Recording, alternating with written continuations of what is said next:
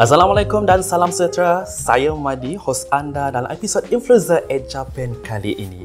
Hari ini kita akan kupas satu topik yang menarik, iaitu Teh Orchid Sarawak. Produk tempatannya semakin mendapat perhatian ramai. Lebih istimewa lagi, bersama kita ialah Puan Hajah Sabtu Yahbaki yang akan berkongsi di sebalik kisah penghasilan teh unik ini. Apa khabar, Puan? Alhamdulillah, sihat. Terima kasih kerana meluangkan masa bersama kami hari ini. Terima kasih kerana jemput kami juga. Okey, kalau kita tengok atas ni meja ni banyak produk-produk yang hasilnya daripada orchid. Yeah. So, baiklah Puan. Puan boleh kongsikan bagaimana tercetusnya idea penghasilan teh orchid Sarawak ni dan apa yang menjadikannya begitu unik?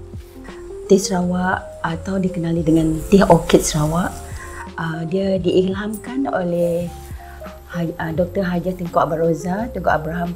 Beliau merupakan pengasas dan juga pengurusi Persatuan Orchid Sarawak. Semasa beliau menjalin kajian berkaitan dengan Orchid Sarawak dan juga Taman Botani Orchid Sarawak, beliau mendapati bahawa orchid Sarawak ini bukan saja ada unik, tapi juga dia boleh dijadikan memantapkan ekonomi kita. Ya, terima kasih Puan atas perkongsian yang cukup menarik tadi. Memang tidak dinafikan Teh Orchid Sarawak ini bukan saja unik dari segi rasa, malah ada nilai budaya dan alam semula jadi yang tersendiri.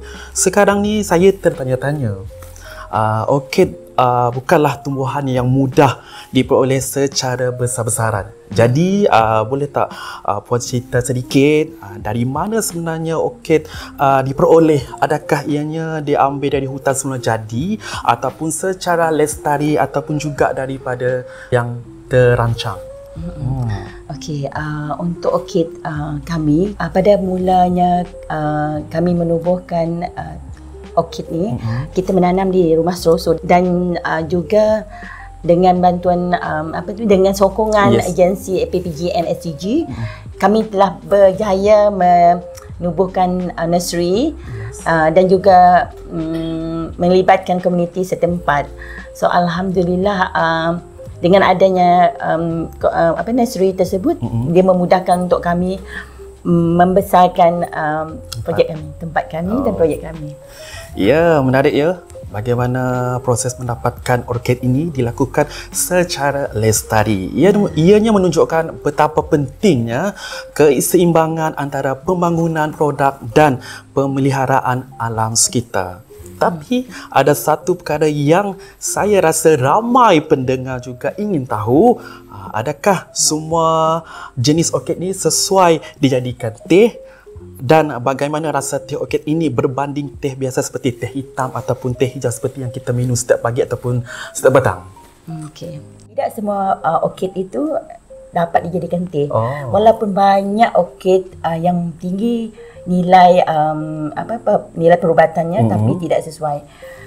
Untuk kami, orchid yang kami pilih adalah orchid yang telah dikaji keberkesanan, keselamatan dan kebolehan ia mengeluarkan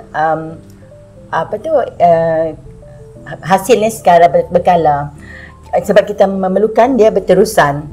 So dengan ini kita telah memilih orchid yang jenis yang memang kita tahu bakal digunakan untuk produk-produk kita akan datang. Teh kita dihasilkan daripada bunga orchid. Jadi bila bunga orchid, dia sangat lembut dan ringan dan dia mempunyai aroma flora yang unik. Satu lagi kelebihan orchid kita, dia mengeluarkan warna merah jambu dan dia sangat unik lah. Di samping itu juga dia mempunyai nilai yang sangat tinggi, nilai perubatan yang sangat tinggi. Dan pengeluarannya segala berkala mendapatkan kita memilih untuk dijadikan teh. Seperti apa kita tengok dekat atas meja ni lah. Seperti yang kita tengok di atas meja ni, inilah teh yang dihasilkan daripada orchid. Warna dia warna merah jambu. Okey, bukan semua orchid yang boleh dijadikan teh dan rasa teh orchid ini pun ada keunikan tersendiri. Saya pasti ramai pendengar kini lebih menghargai usaha di sebalik setiap cawan teh orkid yang dihasilkan. Okey, baiklah Puan, bagaimana sebenarnya penghasilan teh orkid ini boleh membantu dalam penjagaan spesies orkid liar dan pemeliharaan alam sekitar secara keseluruhan? Projek kami ini memberi impak yang sangat tinggi sebab sebelum ini orkid liar akan dibuang dan dihapuskan kerana dia dianggap sebagai spesies yang menumpang. Namun selepas melalui inisiatif ini dan pendidikan terhadap komuniti dan rakyat Sarawak khasnya, orkid ini telah banyak ditanam di sekitar kawasan dan hasil penjualan kami juga kami salurkan untuk program-program pemeliharaan dan kesedaran terhadap orkid. Jadi alhamdulillah lah sebab kita dapat membantu menjaga kelestarian alam sekitar. Okey, usaha seperti ini bukan sahaja memberi manfaat kepada alam sekitar, malah turut membuka mata kita tentang bagaimana inovasi tempatan boleh memainkan peranan penting dalam pemeliharaan biodiversiti. Tapi saya yakin suatu projek yang seperti ini pastinya memerlukan sokongan komuniti untuk terus berkembang. Dan bagaimanakah sambutan komuniti setempat terutamanya kepada anak muda terhadap projek teh orkid ini, dan adakah pihak Puan atau persatuan menerima sebarang sokongan ataupun bantuan daripada mana-mana agensi dan NGO serta pihak-pihak kerajaan? Okey, untuk sambutan komuniti terutamanya dari kalangan anak muda sangat menggalakkan. Seperti di Kota Semerahan, contohnya komuniti setempat sangat committed dengan projek kami dan mereka menanam sendiri orkid-orkid di sekitar rumah dan dengan bantuan APPGN, sokongan dari APPGN SDG, kami telah menubuhkan nursery khas untuk menanam benih orkid tersebut. Dan ini secara berterusan insya-Allah akan dapat diperbesarkan insya-Allah. Jadi untuk soalan yang terakhir hari ini, apakah harapan Puan terhadap masa depan projek teh orkid Sarawak ini dari aspek pasaran, pelancongan dan juga kelestarian alam sekitar? Okey, sejujurnya harapan kami lah mengharapkan seluruh rakyat Sarawak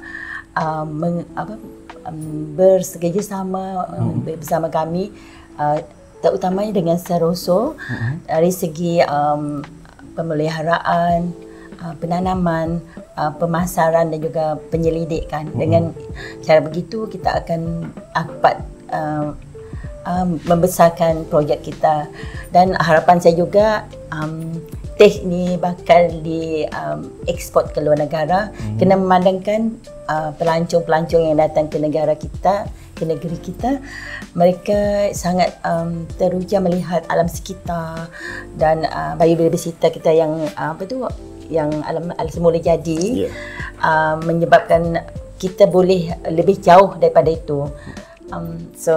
Jadi teh Sarawak, saya percaya nanti akan menjadi satu produk kebanggaan negeri Sarawak. InsyaAllah negeri kita mempromosikan melalui teh boleh memperkembangkan ekonomi inovatif dan dianya sangat unik.